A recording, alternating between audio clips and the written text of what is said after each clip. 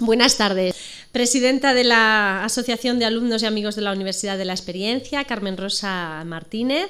Saludo también al resto de la Junta Directiva de ALUEX, a nuestro conferenciante de hoy, a Vicente Carrión Íñiguez, y a todos ustedes, señoras, señores, muy buenas tardes, bienvenidos como siempre a la ya tercera de las conferencias, nuestra cuarta cita, pero tercera de las conferencias comprendidas dentro de este ciclo de conferencias que este año hemos denominado, o se ha denominado, Atrévete a sentir. Y sentimos, ¿verdad?, desde el minuto uno, incluso desde que salimos de casa ya pensando en la conferencia del día, en lo que nos espera, en lo que vamos a escuchar, en lo que vamos a aprender. Atravesamos ya las puertas giratorias de esta Diputación y seguimos sintiendo, seguimos anhelando, ¿no?, la conferencia de esta tarde. Sentimos también cuando descubrimos semana a semana a estos geniales conferenciantes que ALUEX nos ofrece en bandeja. Esto hay que tenerlo muy en cuenta.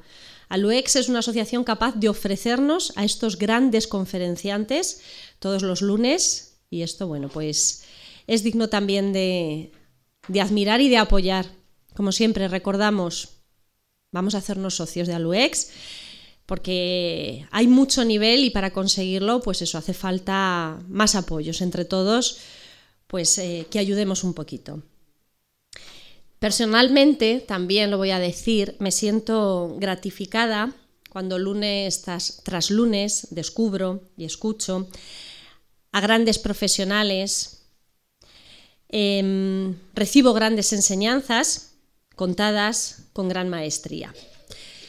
Si es un verdadero placer subir aquí todos los lunes y presentarles a estos conferenciantes, pues hoy quizá, Vicente, me lo permite, lo es un poquito más.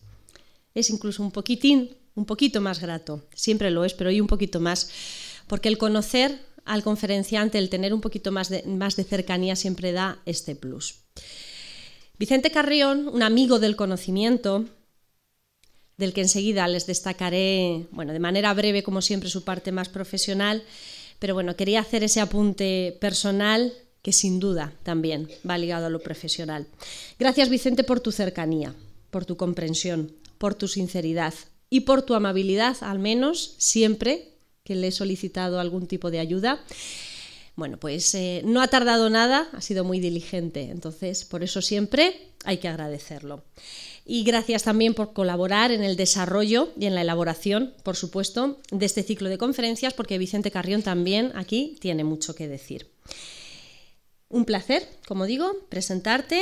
¿Y qué diremos? ¿Qué diremos de Vicente Carrión Íñiguez? Bueno, pues entre otras cosas, que es licenciado en Filosofía y Letras por la sección de Historia por la Universidad de Murcia. Es catedrático de Bachillerato y doctor en Geografía e Historia por la UNED de Madrid.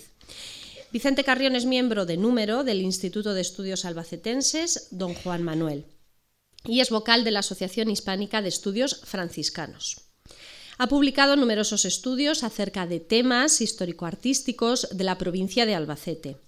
Ha presentado numerosas comunicaciones y ponencias en congresos tanto nacionales como internacionales, siendo en alguno de ellos miembro del comité científico. Ha impartido conferencias organizadas por diversas instituciones, tanto en Albacete como en otras provincias. Su último libro publicado lleva por título Albacete, ciudad de tradición judicial, de la Real Audiencia Territorial al Tribunal Superior de Justicia de Castilla-La Mancha. Y también ha concluido un estudio histórico sobre la dehesa de los Llanos. En la actualidad se encuentra en fase de redacción, entre otros trabajos, la historia del Colegio Notarial de Albacete. Bien, pues hoy Vicente Carrión nos podría hablar de tantísimas cosas, pero también es especialmente ilusionante el que se haya elegido que hable del Instituto Bachiller Sabuco, por el que seguro muchos de ustedes están pasando ahora, que veo jóvenes que sonríen, en su primera juventud y en su segunda juventud también. De nuevo, incluso hasta 2 veces algunos. Bien, pues como digo, doblemente ilusión entonces por este tema elegido. Bien, y les dejo ya con Vicente Carrión. Antes les recuerdo, porque luego como siempre nos despistamos un poco, que la próxima conferencia tendrá lugar el lunes 13 de noviembre, 6:30 de la tarde, aquí como siempre en Diputación, con el doctor en Ciencias Biológicas, Alonso Verde López, quien nos hablará de las plantas en la cultura popular de Castilla-La Mancha. Y ahora ya les dejo con Vicente Carrión, que disfruten de la conferencia. Muchas gracias. Gracias, María José, por tu amable presentación. Para mí es un honor colaborar, pues, sobre todo colaborar con la ilusión con la que se montan estas conferencias. Muchas gracias de nuevo, María José. Saludo especialmente a Ana Rodríguez Vera, directora que fue del centro, quien, aparte de dirigirlo magníficamente, trabajó intensamente en la preparación de la exposición Los instrumentos del saber, que recoge la historia de este emblemático centro. Esta exposición la pueden visitar hasta el 8 de diciembre en el Museo de Albacete. Es muy interesante, no deben perdérsela. De la misma se editará un catálogo que está a punto de aparecer.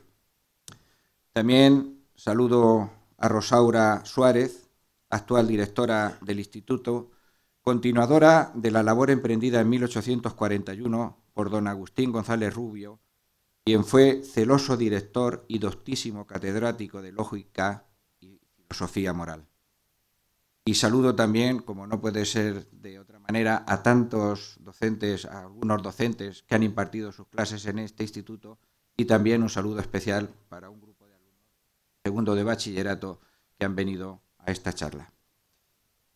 Quiero señalar que en principio, y así estaba anunciado, esta intervención la íbamos a hacer, a exponer Pascual Clemente López y yo.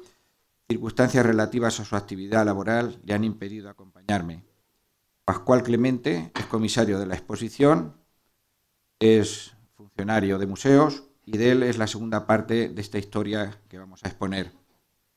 Cuando al finalizar el curso pasado comenzamos a preparar el ciclo actual, sugerí a nuestra presidenta y a su equipo que se incluyese esta conferencia para que los alumnos asistentes recordaran la historia de una institución en la que muchos de los presentes hemos recibido los estudios de segunda enseñanza. Les pareció excelente la idea y así se fraguó este acto. Quiero señalar que, como comprenderán, resulta complicado resumir en 60 minutos 177 años de historia. Me limitaré a señalar los hitos más importantes de este periodo y les remito al trabajo del catálogo que sobre este centro se va a publicar. Bien, con la documentación consultada en el archivo del Instituto Bachiller Sabuco se conserva una magnífica colección de memorias que cada curso, en la evaluación de cada curso, se hacía. La documentación conservada en el Archivo Histórico Provincial de Albacete, aprovecho para saludar a su directora, Elvira Valero, del Archivo Municipal de Albacete, los libros de actas de la Diputación Provincial y del Ayuntamiento, documentación conservada en el museo, en el AGA. El AGA es el Archivo General de la Administración que se encuentra en Alcalá de Henares, donde hemos encontrado una serie de documentos inéditos relativos a la historia de este instituto, en el Boletín de la Provincia de Albacete, la Gaceta de Madrid, además de otras fuentes como pueden ser la prensa local de la época. Y todas estas instituciones, la consulta de los documentos en las mismas, me ha permitido tener acceso a datos hasta el momento desconocidos en la historiografía de Albacete, que nos permiten conocer las vicisitudes de los primeros momentos de la creación del instituto. El Instituto de Enseñanza Secundaria Bachiller Sabuco, conocido por todos como el Instituto del Parque, fue el primer centro de estudios secundarios que tuvo Albacete hasta 1965. El segundo sería el número 2, que recientemente ha celebrado su 50 aniversario. Yo fui uno de los alumnos que inauguramos el instituto enfrente del campo de fútbol. Bien, el Instituto de Segunda Enseñanza, como así se llamaba entonces, de segunda enseñanza nace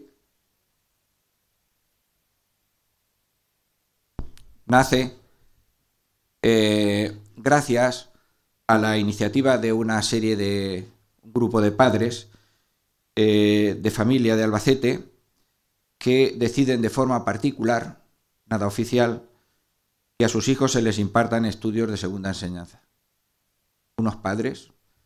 ¿Cuál fue la primera sede de este instituto? En este mapa de 1767 conservado en el Museo de Albacete podemos ver el lugar, la plaza del Altozano y el convento de San Agustín, del que no queda nada. Hoy lo ocupa el Tribunal Superior de Justicia de Castilla-La Mancha, antigua audiencia territorial. En este centro, compartiendo sus dependencias con la Real Audiencia, que se había creado en 1834, se imparten las primeras clases. Los alumnos, lógicamente, tenían que ir fuera pues, a examinarse o posiblemente vendrían profesores, fundamentalmente venían de Valencia. Hubo también un intento de crear un instituto de chicas, pero no fraguó. Bien, este convento, como digo, fue sede de la Real Audiencia y no se conserva nada. Este es el edificio que remodeló en 1857 Francisco Jareño y Alarcón. Sobre este gran arquitecto albacetense se dará una conferencia en los próximos días. Luego se remodeló en 1944 un piso, obra del arquitecto albacetense Baldomero Pérez Villena. Entre otros edificios hizo el edificio Le Borburo. No me detengo más. Y realmente de este centro no queda nada. En esta calle estuvo situado el convento de los agustinos, los cuales se establecieron en 1576 en unas propiedades donadas por el capitán Andrés Cantos y su esposa, Ana Villanueva. Se bendijo el templo y tras la desamortización, en el año 1834, la comunidad abandonó el edificio y se instaló la Real Audiencia. Es decir, lo que conocíamos entonces como audiencia territorial. Pues aquí, en este centro, compartiendo instalaciones con la Real Audiencia, comenzó a andar el Instituto de Segunda Enseñanza. Conocemos algunos datos de estos primeros momentos, como son, concretamente hay un documento que nos relata, el Boletín Oficial de la Provincia, que nos relata cómo fue el acto de inauguración y quiénes intervinieron en este primer acto de inauguración del curso, al que asistieron las autoridades locales. Diego Montoya era el jefe político de la provincia y en su intervención, entre otras cosas, señaló que educar es desenvolver las facultades intelectuales del hombre. Habló también el director del instituto y el regente de la audiencia, que hizo un grandilocuente discurso, provisó un discurso lleno de noble majestad y franqueza, de sabiduría y bellas imágenes. En fin, su exabrupto fue ciceroniano y demostró a todos, en pocas palabras, la antigua posesión en que se encuentra de las raras calidades del talento oratorio. Bueno, este acto fue amenizado por la banda de música y así, de esta manera, pues digamos un tanto nada oficial en absoluto, puesto que no se había creado aún oficialmente el instituto, comienza su andadura. Llegamos a 1841 y el Instituto de Segunda Enseñanza se traslada, fue creado por Real Decreto 15 de mayo de 1841. Este instituto se traslada sus instalaciones al exconvento de San Francisco, que estaba situado en la calle Zapateros. Tengo que decir que en Albacete hubo dos conventos de franciscanos, uno, el de los Llanos, fundado en el año 1672 y clausurado en 1835, y esos eran descalzos y estos eran franciscanos observantes. Fue uno de los conventos más importantes de la orden de la provincia franciscana de Cartagena entre otras razones por su situación privilegiada. Estaba en el centro de, digamos, de la amplia provincia que llegaba desde Cuenca casi hasta Almería, por supuesto hasta Cartagena. Bien, en este convento se instalaron las dependencias del recién nacido instituto ya de manera oficial. Esto es un plano de la villa, de recreación de la vida de Albacete en torno a 1572. Elvira Valero y José Carlos Molina son los autores y nos muestra de manera bastante acertada, porque aunque no conservamos datos gráficos, unos pocos planos, sí sabemos realmente cómo era, cuáles eran sus capillas, cuáles eran sus dependencias. Todo eso lo he documentado yo en el libro sobre los conventos franciscanos de la provincia de Albacete. Aquí tenemos, esta es la calle Zapateros, para que se hagan una idea. Esta es la plaza del periodista Antonio Andújar, que entonces era una calle. Esto podría ser lo que hoy es la calle Virrey Morcillo, el convento y las afueras de Albacete. Ya Albacete ya no había más. Llegaba hasta ahí. Por aquí paraban las diligencias, ahora lo explicaré, en la plaza o en la calle de la Veleta, las diligencias que venían del Levante y que iban hacia Madrid. Bueno, pues en este convento, como digo, se instala sus dependencias el recién nacido instituto.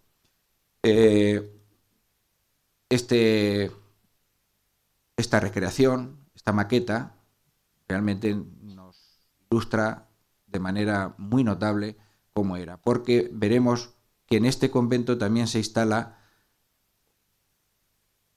un establecimiento militar. Elvira el otro día, el viernes pasado, nos dio una conferencia en el Colegio de Arquitectos magnífica y Albacete tenía un problema. Constantemente pasaban tropas en un sentido y en otro, numerosos militares, y entonces no es como ahora. Entonces había que darle de comer no solo a los animales, sino también a las personas. Y esto, pues, las arcas municipales y los vecinos no lo podían soportar. Digo esto porque veremos en las sucesivas reformas que se hacen cómo se derrumba la iglesia y posteriormente la torre. Sí se conserva algún plano de este convento con motivo de las reformas que se hacen en 1869, que fundamentalmente consiste en derribar la iglesia y, como digo, posteriormente en 1879 la torre.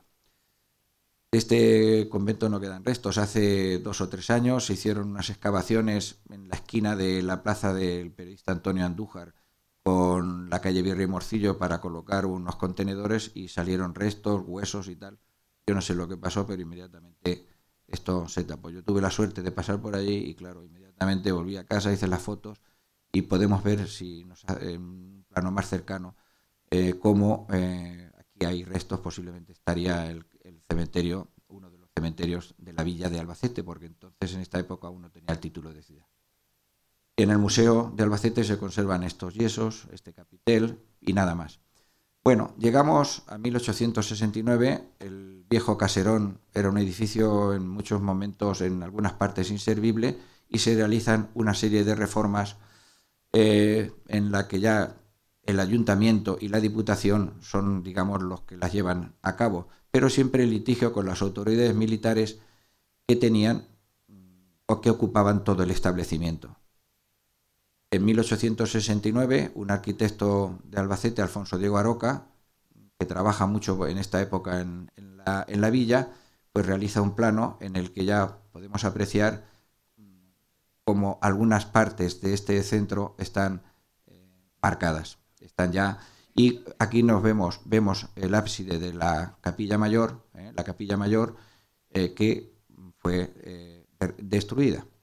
Bueno, tenemos aquí una foto de cómo era este exconvento dedicado a establecimiento militar. Esta foto ha suscitado un poco de polémica porque algunos sostienen que se trata más bien del penal de Chinchilla. Yo no comparto en absoluto esa idea y realmente afirmo que se trata del convento de soldados en el patio del convento, puesto que eran soldados del regimiento de la Princesa en el cuartel de San Francisco, y estaban incluso documentos que estaban a cargo del capitán Delfino Álvarez. ¿Y por qué digo que era? Pues porque aquí hay en la clave de este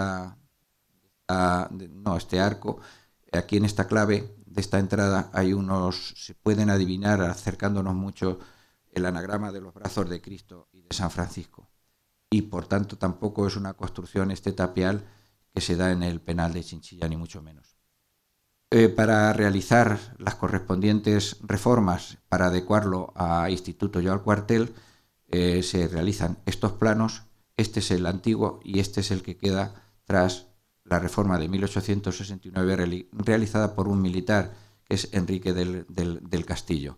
Hay que decir que en estos momentos la parte nueva del instituto, así se dice, la parte nueva del exconvento se dedica a instituto y la parte antigua a cuartel. Y Tomás Rico Ballarino es un arquitecto que trabaja bastante en esta zona, realiza este plano en el que podemos apreciar cómo queda la línea de calle una vez que ya se ha derribado la iglesia y posteriormente la torre del convento.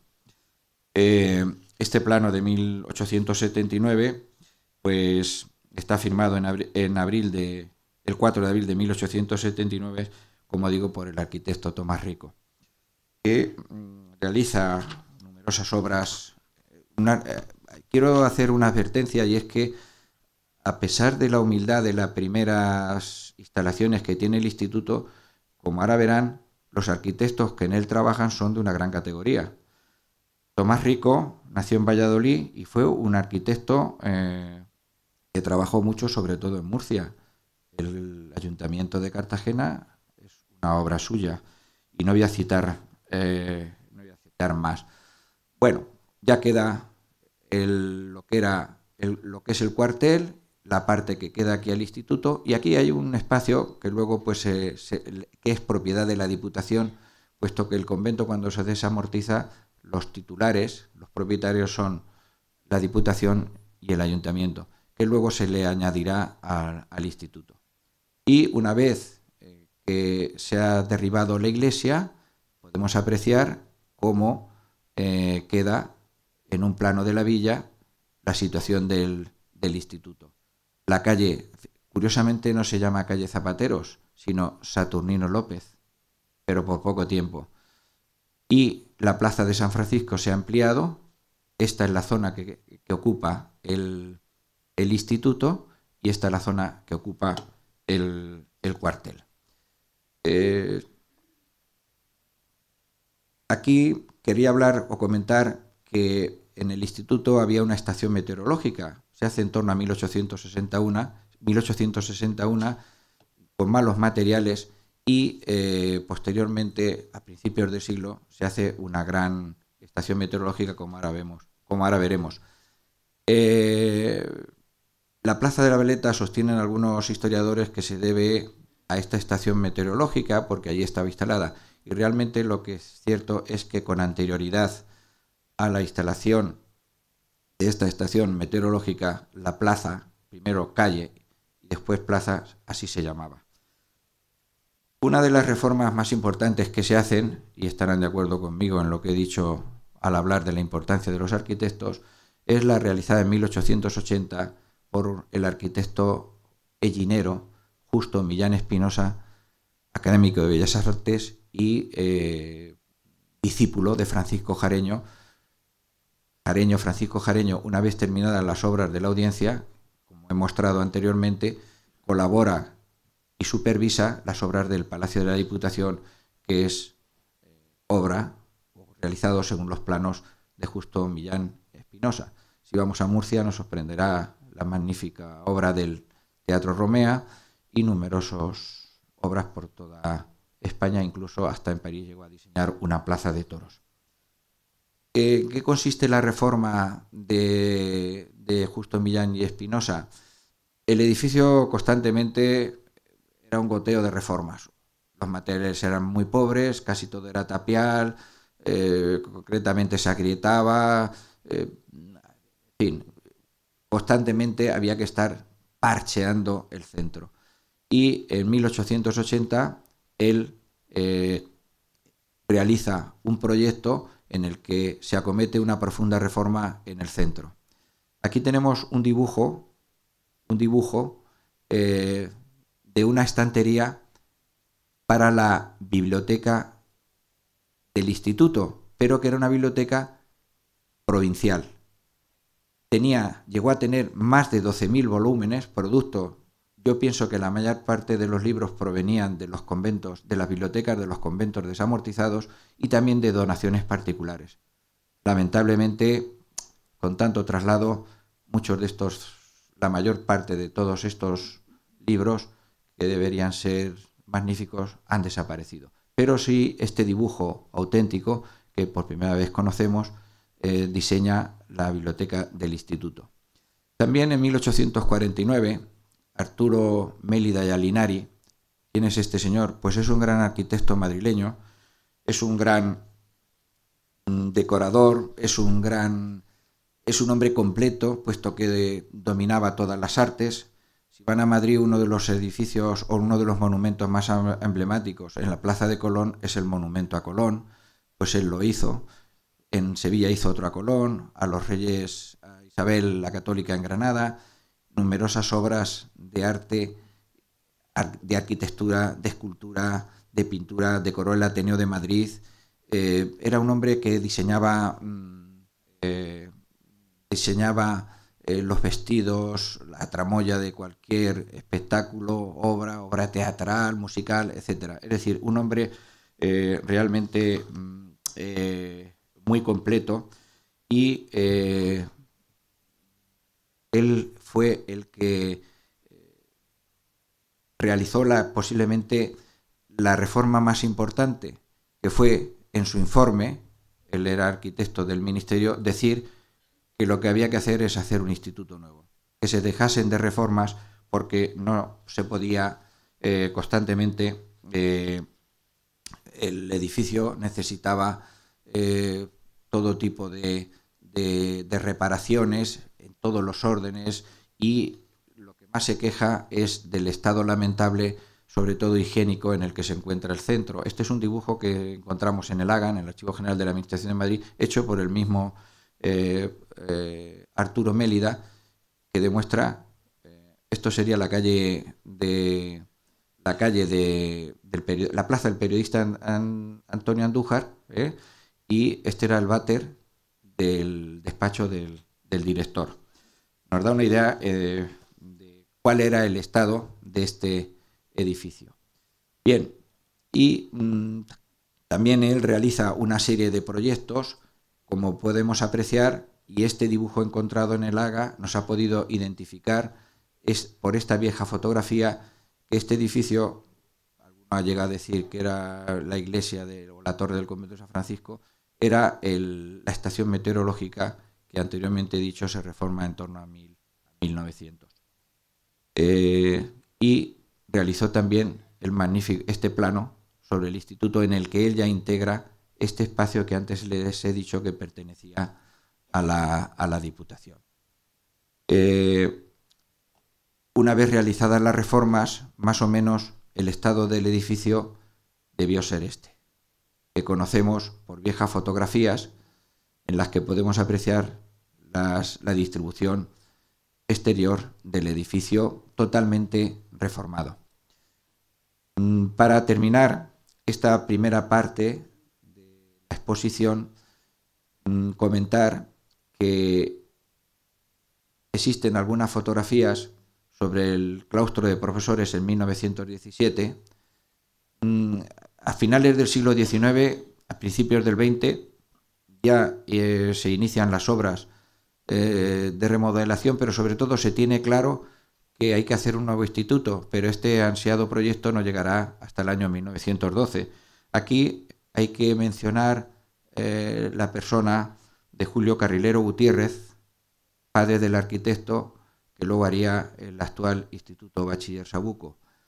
No es que fuese arquitecto, era secretario del centro, profesor del centro, y era una de las personas que más se movía o que más, digamos, intervenía en la petición, junto con el resto del claustro, a las autoridades locales y provinciales de la necesidad de construir un nuevo centro. Como digo, aquí tienen una foto de un claustro de 1917. Está identificado Almiñana, que era un profesor muy conocido del centro, y me parece, si no recuerdo mal, Leonor, su bisnieta, que nos acompaña, que este era tu bisabuelo, ¿no? Me parece, según he podido ver esta mañana. Bien, aquí tenemos una fotografía muy interesante y que gracias al archivo fotográfico de la familia Carrilero, pues podemos contemplar. Y es una de las pocas, por no decir la única, fotografía de cómo era este instituto por dentro, antes de trasladarse al nuevo. Debió ser algún acto académico, sin lugar a dudas la apertura del curso. Vemos aquí doctores venidos de otros lugares, el gobernador militar, pero a mí lo que quiero que se fijen en es una cosa, en la biblioteca, que había diseñado justo en Millán y que casualmente se encuentra en el nuevo edificio. Debió ser una biblioteca, unas estanterías, yo sé, vamos, he visto la descripción, el material, el pino, las maderas nobles que se utilizan, y esta biblioteca se traslada en gran parte a la actual biblioteca del Instituto Bachiller Sabuco. Así es que si van a ella, anexa a la sala de profesores, se encuentra esta biblioteca. Ya digo que esta fotografía, gracias al archivo de la familia Carrilero, pues es una joya documental y nos permite saber cómo era, pues, una de las estancias principales del Instituto de Segunda Enseñanza, que era la biblioteca que, como he dicho antes, tenía el carácter de provincial. Es decir, podían ir allí a consultar los libros gente que no estuviese matriculada en el instituto. Y bueno, para concluir, aquí tenemos una foto de exploradores infantiles saliendo del cuartel de San Francisco, actual plaza de Antonio Andújar, a principios del siglo XX. Esta foto de Collado, que se encuentra en el fondo de fotografías del Instituto de Estudios Albacetenses, que cualquiera puede consultar en internet, vemos cómo era el cuartel y cómo era el Instituto de Segunda Enseñanza, y edificios que ya no existen. Por aquí estaría la sede de la Voz de Albacete, de la antigua Voz de Albacete, y actualmente pues hay un colegio. Bien, vistas las dos primeras sedes del instituto, que luego tuvo otros usos, el más conocido de todos fue, aparte de sede, fue sede de todos los institutos, porque aquí en Albacete, imagino que también sucedía en el resto de España, se creaba un instituto, pero no había edificio, pero se creaba en el boletín oficial de la provincia, y aquí tuvieron su sede la Escuela de Maestría Industrial, tiene la Escuela de Idiomas, fue sede del Instituto número 4, fue sede del Instituto número 5, yo fui su primer secretario y posteriormente director, y recuerdo que la documentación de la matrícula me la llevaba por las tardes en mi coche, porque no teníamos sede. Menos mal que el director del instituto, Manuel Pérez Castel, me prestó un aula y por las mañanas allí podíamos hacer las matrículas. Pero por aquí también hay algún padre que en los primeros momentos colaboró de manera extraordinaria, altruista, con nosotros. Y este es el estado actual de este edificio. Bien, hemos visto la sede del convento de San Agustín, la sede en el convento de San Francisco. Lógicamente remito al catálogo que está a punto de salir. Queremos que esté dentro de unos días ya en la calle para que puedan ampliar todas estos detalles que yo les he señalado. Aquí tenemos el nuevo edificio para el instituto, que fue obra del arquitecto albacetense, del gran arquitecto albacetense Julio Carrilero Prat y Manuel Saiz de Vicuña Camino. arquitecto madrileño, eran los dos íntimos amigos, se debían llevar muy bien, y leemos en la crónica que el diario de ABC del 30 de junio y del 1 de julio de 1923, de la boda, con Marciana Latorre, la crónica social, uno de los testigos, aparte de muy interesantes los regalos que recibieron, lo dice ABC, no lo digo yo, se meten en la hemeroteca digital y lo ven, uno de los testigos fue Manuel Sáenz de Vicuña Camino. Entonces colabora activamente, con los dos colaboran, y ya nos dijo el otro día, el lunes pasado, su nieta Leonor, que fueron los arquitectos de nuestra Plaza de Toros, de la que se ha celebrado el centenario.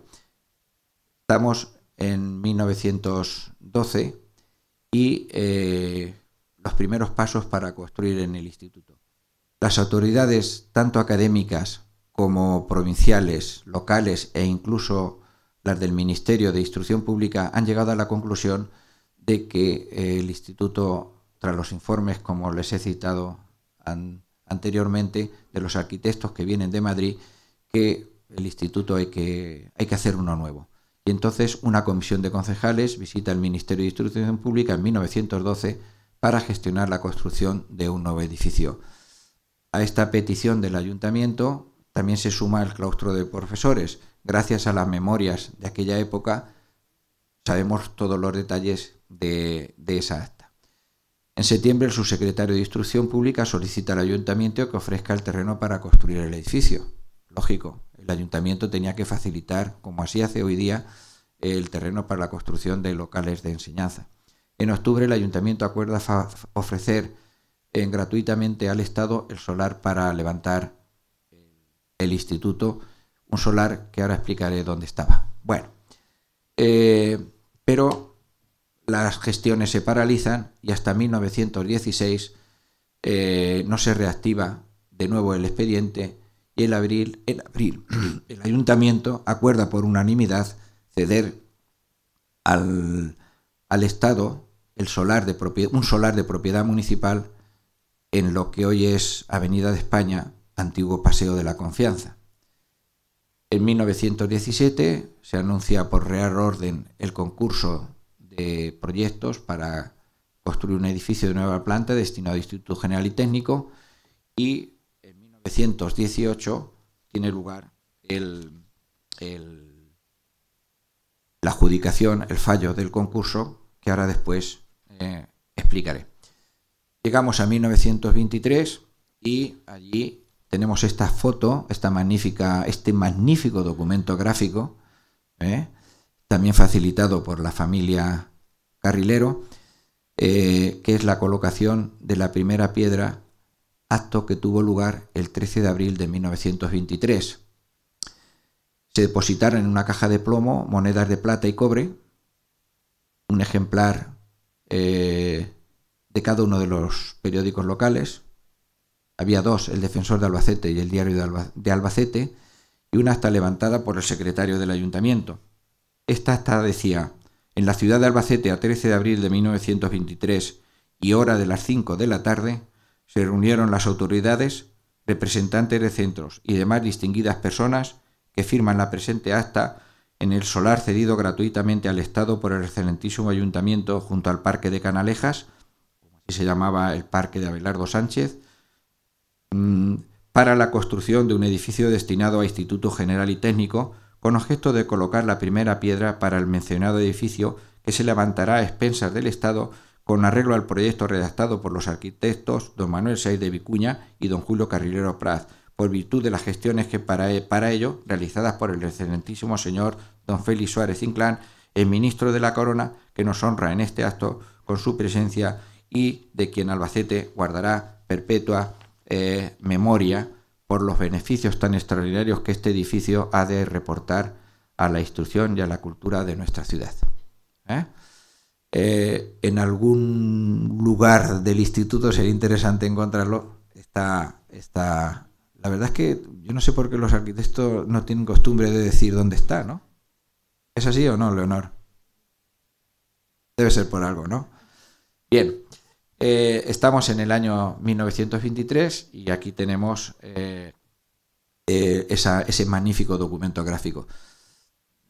Las cosas de Palacio van despacio, pero bueno, ya en 1925 las obras echan a andar, por decirlo de alguna manera, y en 1925 el subsecretario de Instrucción Pública Javier García de Leániz visita el 16 de abril las obras en construcción del instituto. Aquí tenemos otra fotografía saliendo del Gran Hotel, una foto de Luis Escobar y de la familia, del archivo de la familia Carrilero, y podemos ver en el centro, junto al gobernador militar y el subsecretario, a don Paulino Cuervas Mons, que era entonces el alcalde de Albacete. Juan Antonio Ciller era el presidente de la Diputación. Están viendo otra foto muy interesante, que es la visita a las obras, el estado en que se encontraban en 1925. Tenemos aquí a Julio Carrilero, Prat, el arquitecto, junto con Saide Vicuña, del proyecto. Otra foto en la que vemos pues las distintas autoridades. No voy a Francisco Almillana, que entonces era el director, el gobernador civil, el alcalde, en fin, numerosas autoridades. La verdad es que es muy interesante esta foto, pero también quiero que se fijen una cosa, en la modernidad de los materiales utilizados en la construcción del edificio, el ladrillo. En Albacete muchos recordamos que, no sé exactamente el año, pero todos los edificios eran de tapial. Yo recuerdo de chiquillo ver cómo se hacían las tapias, cómo se elevaban los edificios. Pues aquí ya se utiliza el ladrillo, además de otros materiales como el hierro forjado. Esto es otro momento del ágape en el interior del edificio, las obras sin concluir. De nuevo aquí Julio Carrilero. Y llegamos al año 1931. El 6 de diciembre, el ministro Marcelín de Instrucción Pública y Bellas Artes, don Marcelino Domingo San Juan, fue un gran ministro de la República, pues llega a Albacete y, como pueden comprobar, pues con asistencia de profesores y de alumnos, inaugura el instituto. Pero otra vez las obras de Palacio van despacio y hasta el curso siguiente no se trasladarán los alumnos del viejo convento, del exconvento de San Francisco de la calle Zapateros, a las nuevas instalaciones. Bien, a veces repito algunos nombres del parque de Canalejas, pero aquí hay alumnos que no saben esas cosas. Hay chiquillos que han venido de segundo bachillerato y por eso digo uso esos términos o esas denominaciones. Bueno, para la construcción del edificio se realiza un concurso de proyectos que aparecen publicado en la Gaceta de Madrid, el antiguo Boletín Oficial del Estado, el 18 de abril de 1917. He de decir que en este proyecto, por este Real Decreto, se aprueban las bases para la construcción del edificio. El 13 de mayo se publica en la Gaceta de Madrid y aquí tenemos una relación de las dependencias que debía tener el edificio. 8 aulas en forma de anfiteatro, 60 alumnos por cada una, y ahora con 25. Museos, gabinete de historia natural, física, gabinete de experimentación psicológica, observatorio meteorológico, jardín botánico, campo de experimentación, pabellones para el laboratorio de química, gimnasio, una biblioteca para 12.000 volúmenes, sala de profesores, en fin, numerosas las dependencias propias de un establecimiento de esta categoría. El concurso se dividió en 2 fases, un concurso de anteproyectos con un plazo de entrega de 3 meses y la Junta de Construcciones Civiles del Ministerio era la encargada de estudiar los trabajos presentados y elegiría para la segunda fase un máximo de 3.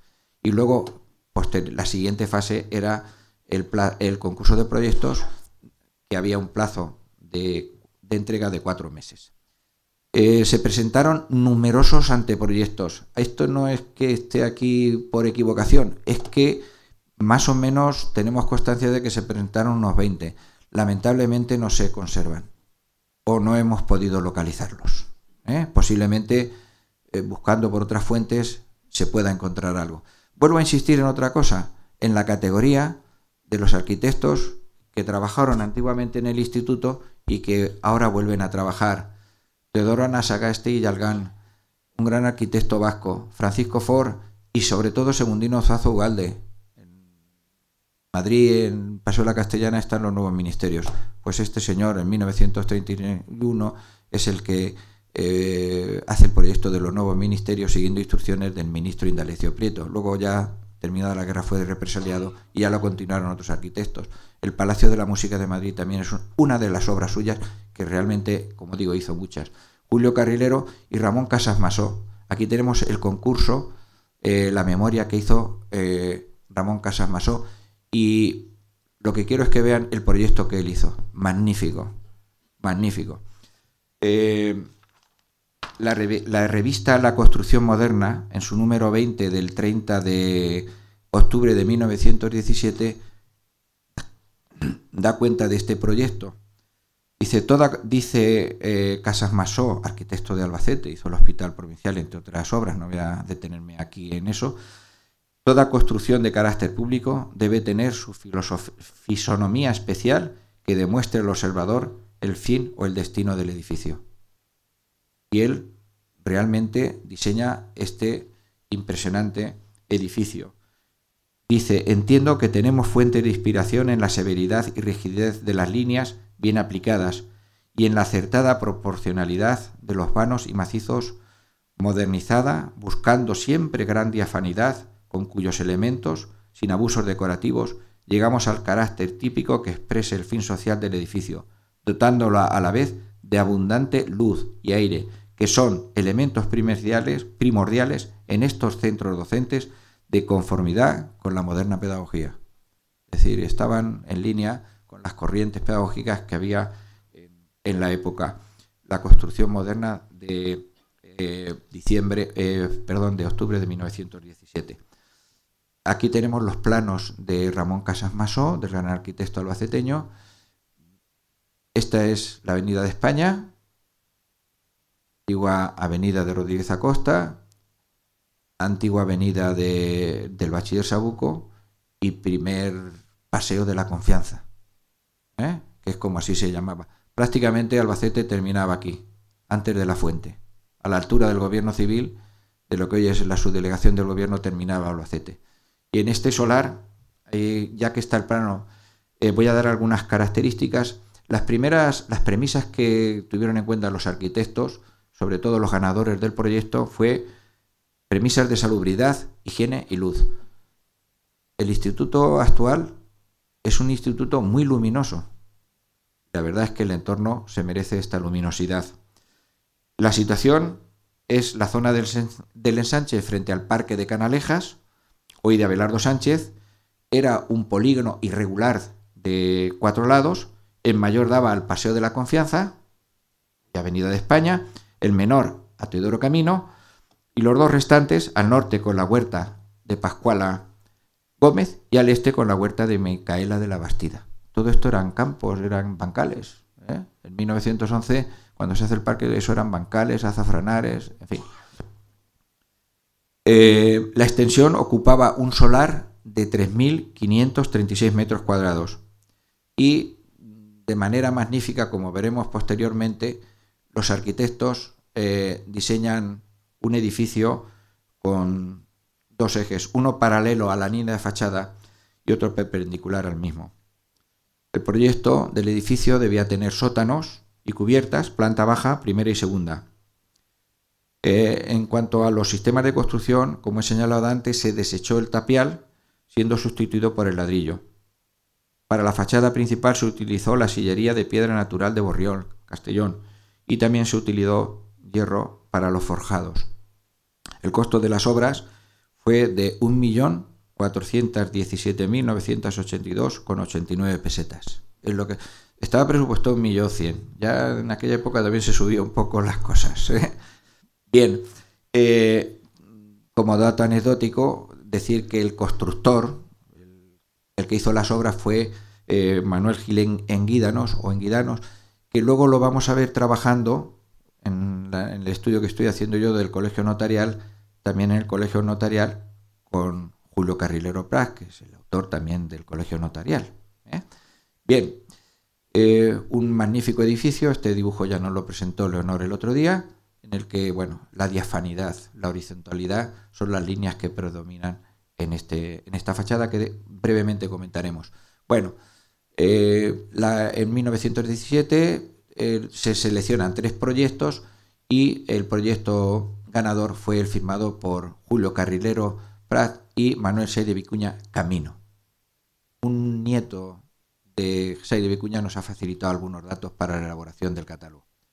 Aquí tenemos una fotografía de los 2 arquitectos trabajando en el estudio, y bueno, esta fotografía, esta acuarela de la Plaza de Toros, nos la mostraron el otro día.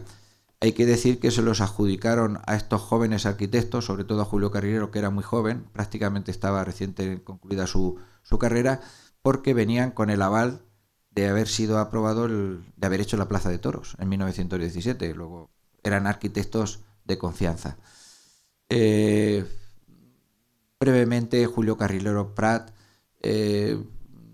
ingresa en el instituto, nace en Albacete en 1891, en la calle Zapateros, y en 1902 ingresa en el Instituto de Segunda Enseñanza, obtiene el grado de bachiller, se matricula en la Escuela Superior de Arquitectura.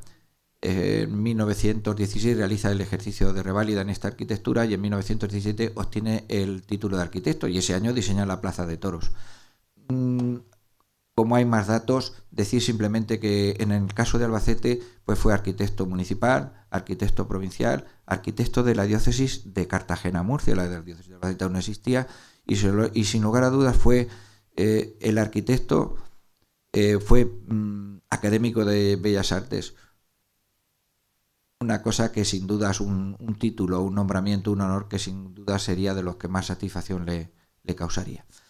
Brevemente, pues este edificio en la calle Ancha, calle El Tinte, la desaparecida casa de Don Canciano, fuera de Albacete el Teatro de Abastos, el Teatro Regional Mansa, y numerosos edificios en Madrid, sobre todo en el barrio de Salamanca, numerosos edificios. No nos detenemos. Manuel Sáenz de Vicuña nació en Irún, se matricula también, se conocen en la Escuela de Arquitectura de Madrid, y en 1917 también obtiene el título, una foto familiar facilitada por su nieto. Realiza proyectos muy interesantes: la cárcel modelo de mujeres de las Ventas, la reforma de la Villa Icús en Alaya de Irún, la delegación de Hacienda de Salamanca. Y bueno, ya para terminar vamos a hablar brevemente del proyecto del instituto. Este instituto, como he dicho, tenía cuatro plantas y sótanos, cubiertas, planta baja, planta primera y segunda. Y como aquí pueden apreciar, el solar es irregular, pero ellos lo sitúan perfectamente, dejando espacios para elementos comunes como pueden ser los campos los recreos o campos de deportes. Y sí quiero que se fijen en 2 cosas. Una, que él utiliza dos ejes, uno paralelo a la línea de fachada y otro eje que es perpendicular al mismo. Cada planta tenía sus dependencias, y en el catálogo que que se va a publicar, pues allí están todas ellas detalladas. Como digo, los principios de salubridad, higiene y luz están más que patentes en este magnífico edificio. Pueden ver en la planta superior las aulas de dibujo, como el acceso es a través de múltiples escaleras, y nos vamos a centrar, para concluir esta exposición, en 3 de los espacios más singulares del edificio interiores: el vestíbulo de entrada con su gran escalinata, la escalera de tipo imperial en el interior y el salón de actos. Hay que señalar que en todas estas partes, al igual que en todo el edificio, los principios que lo presiden es un espíritu de seriedad en armonía con el carácter de un edificio destinado a la enseñanza, y lo consiguieron con la decoración que utilizaron para ornamentar sus muros. El vestíbulo.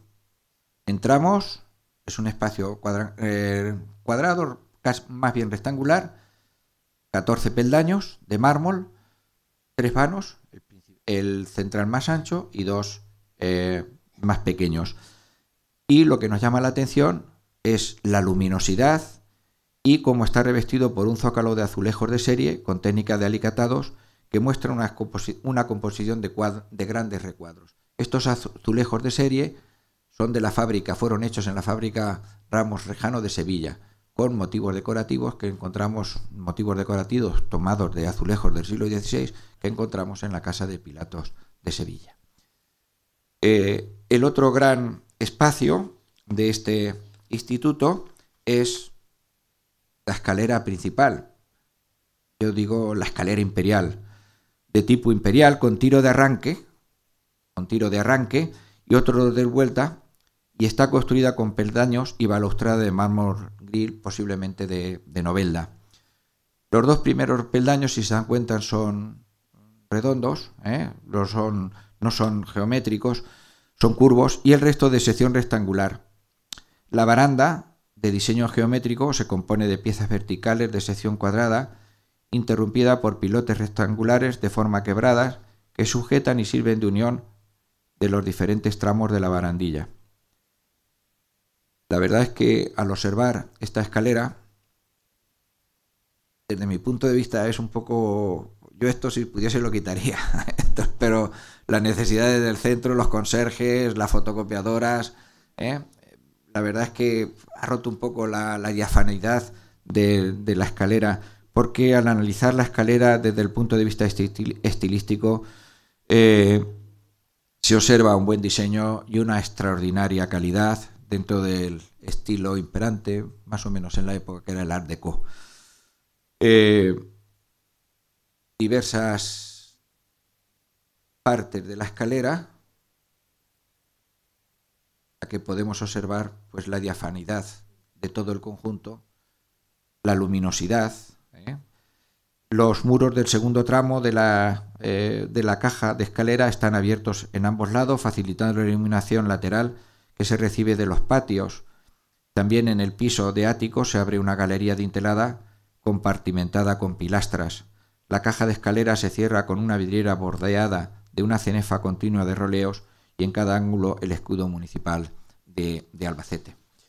Y sin más dilación paso a exponerles como conclusión de esta charla el magnífico salón de actos del Instituto Bachiller Sabuco. Constituye la pieza principal del edificio porque en él tienen lugar los actos más solemnes, la inauguración del curso, la lectura de las memorias y, en fin, otras actividades de tipo cultural, conferenciantes ilustres o visitantes ilustres.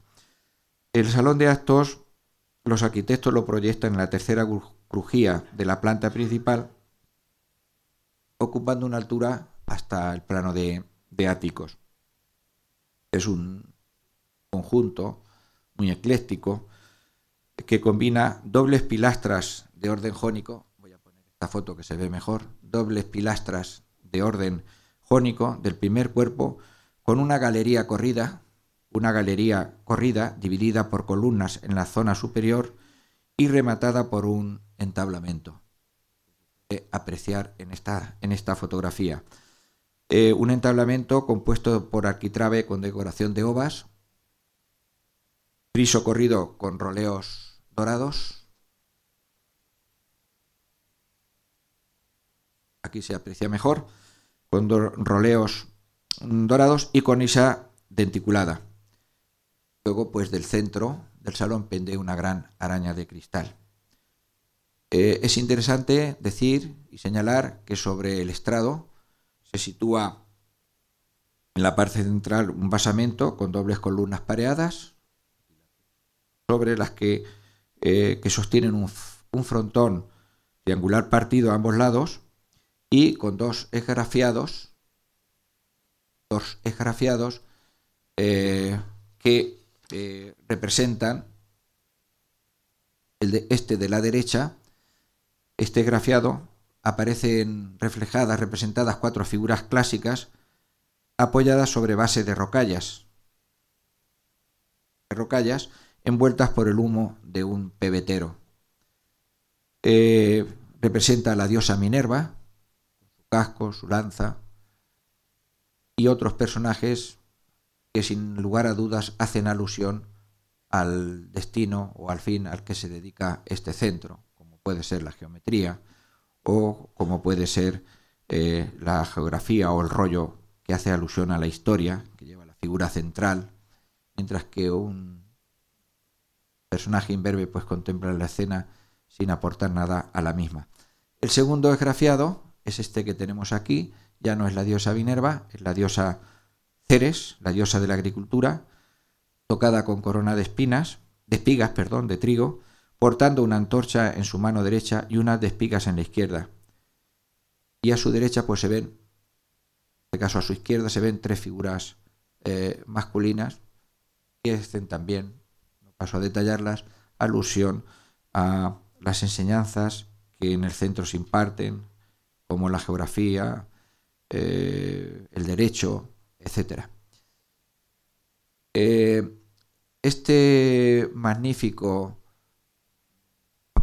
salón de actos guarda gran similitud con otro que existe en Albacete y que prácticamente nadie conoce, que es el salón de actos del Colegio Notarial, construido en 1925 según proyecto ya, aunque en un principio participó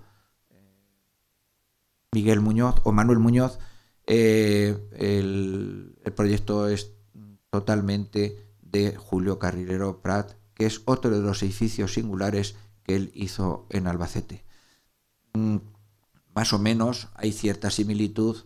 También el maestro constructor es el mismo, Manuel Gil Enguídanos, y la decoración se asemeja bastante, aunque estos relieves 5 son obras de Ignacio Pinazo.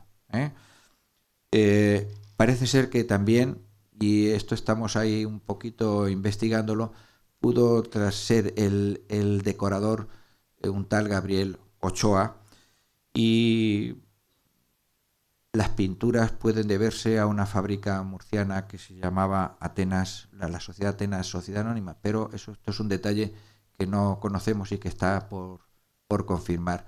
Lo que sí llama la atención, tanto en este edificio como en el del Bachiller Sabuco, que es el que a nosotros nos interesa, el detalle con que está todo diseñado sobre todo por Julio Carrilero Prat, que fue, aparte de un gran arquitecto, fue un gran dibujante. En las paredes del instituto nos encontramos azulejos de serie, decorativos con cabezas de clavo enmarcados por cueros recortados, inspirados en modelos del siglo VII de los alfares sevillanos y talaveranos. Bueno, finalmente la fachada, una fachada magnífica, una fachada en la que prima la tendencia a la horizontalidad. Si se fijan, es una fachada que se articula entre cuerpos 1, 2 y 3 y 5 calles, 1, 2, 3, 4 y 5. Y el primer cuerpo es un gran zócalo almohadillado. La verdad, esta mañana he pasado por allí y digo, pues es que es verdad, es que es grande. Un gran cuerpo almohadillado corresponde con la planta de sótano, y el segundo enmarcado por pilastras de orden gigante, el segundo cuerpo de orden gigante, se superponen los vanos adintelados y arcos de medio punto, en los que destacan las claves, arquivoltas decoradas con guirnaldas y enjutas que vemos con distintos motivos vegetales. Por encima una línea de cornisa de acceso al tercer cuerpo, y entre dobles pilastras, como se puede apreciar.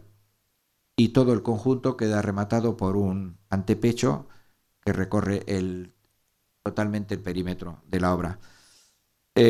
Como he dicho anteriormente, la calle central y las dos laterales quedan adelantadas sobre la línea de fachada, y en la principal se abre un gran vano, la puerta de acceso,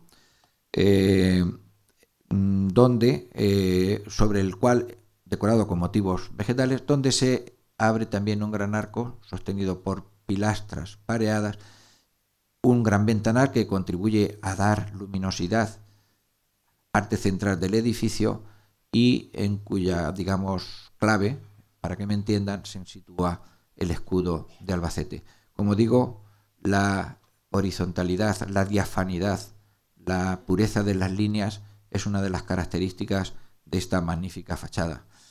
Ya unos años después se realizó una ampliación del edificio, precisamente por su hijo, Manuel Carrilero, y realmente vemos cómo magníficamente ha sabido respetar la obra original, y el instituto no ha perdido en absoluto su identidad constructiva. Bien, otro detalle de Manuel Carrillo de la Torre, para la ampliación para gimnasio y laboratorio. Pues bien, estas son algunas de las, no me he pasado de la hora, algunas de los datos referidos a este magnífico centro y a al primer instituto de segunda enseñanza que tiene la provincia o la ciudad de Albacete, porque también era un instituto provincial, venían alumnos de fuera. Y con esto, pues, muchas gracias. Aquí. Decía que muchísimas gracias y perfecto en la hora, clavado en la hora, muy bien. Toca el timbre. Sí. Veíamos esa última imagen y también nos acordábamos Universidad de la Experiencia, que allí se dan las clases también. Tenemos tiempo para alguna pregunta, así que ya saben, si la conferencia les ha dado idea, tienen alguna curiosidad, quieren preguntar alguna cosa, levantan la mano. ¿Nos podrías comentar qué pasó durante la guerra civil en ese edificio? ¿Algún comentario, algún dato? Pues mira, Miquel, pasó de todo. Porque sus dependencias fueron utilizadas por los militares. Yo he oído de testigos presenciales que los libros se quemaban para calentarse, para limpiarse, para todo.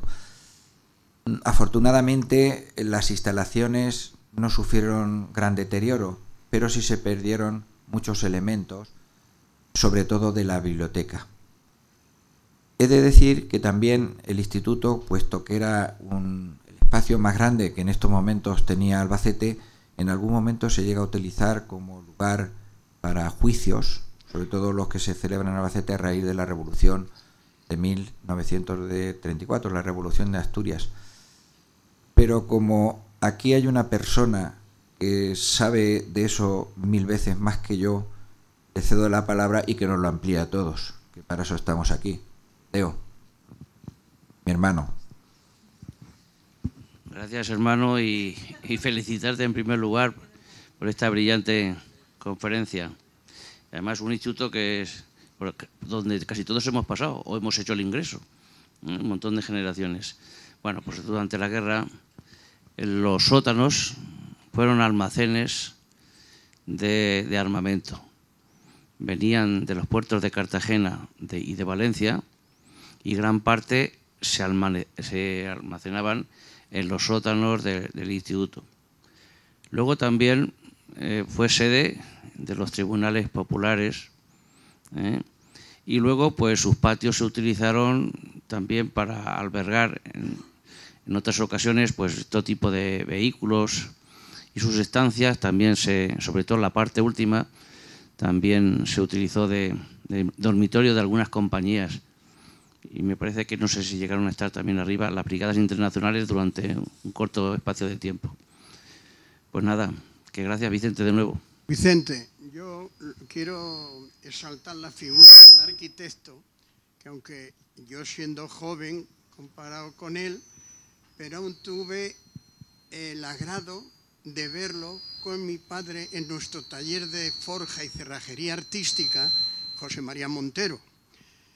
El hombre, la otra vez, en la otra conferencia, su nieta trató lo del bastón que dibujaba en la calle, porque eran de tierra. Y allí nos dibujó, en la calle San Sebastián y Baños, que estaba nuestro taller, nos dibujó en la calle San Sebastián no sé si fue una reja, una puerta regia, y le dice a mi padre: José María, esto a mano alzada, cópiatelo ahora mismo, porque los carros, porque no podíamos decir coches iba uno de vez en cuando. Y entonces yo llegué a conocerlo a él, siendo yo, como digo, diferencia de edad, pero me dio un gusto verlo. El bastón ese tenía abajo un pincho, que él también, para mirar las fachadas, lo ponía y se apoyaba, casi se sentaba en él para ver la altura de fachadas. Y entonces, en mi casa se hicieron trabajos a él. Y yo, cada vez que hablan de él, me encanta porque llegué a conocerlo. Y también todos esos proyectos que hemos dicho de la pareja de arquitectos, muchas veces, dentro que lo firmaban los dos, se quedaba a la labor de don Julio Carrilero.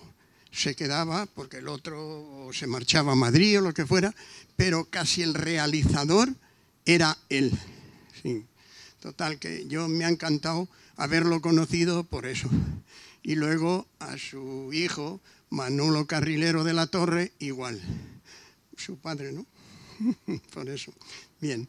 No, era eso de la satisfacción que me dio de conocerlo, porque yo me examiné ahí yo iba a la Academia Don Camilo y me examiné ahí de bachiller. Pero entonces venía un tribunal de Murcia a examinar aquí, porque aquí no había universidad, y entonces aquello daba gloria, esa parte juvenil, esa parte de alboroto, de cruzar al parque y allí saltar como... Pero en fin, fue muy agradable. Y para mí, el conocer a don Julio Carrilero, que la casa donde nació, que dicen hoy por hoy, para que sepamos, es la donde estaba la librería Ruescas.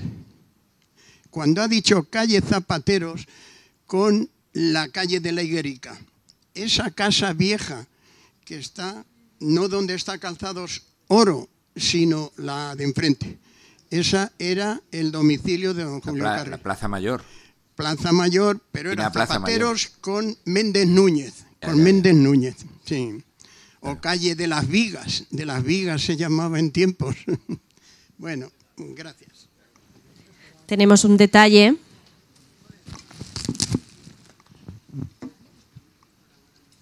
Y le agradecemos su colaboración con la asociación, con Aluex. E invitamos también a Vicente Carrión, si es tan amable, a que firme en el libro de Aluex. Otra vez. Bueno, y a todos ustedes, como siempre, muchísimas gracias por su atención, por habernos acompañado. Y recuerden, Alonso Verde, las plantas en Castilla-La Mancha, una conferencia muy interesante. Hasta la próxima semana, que descansen.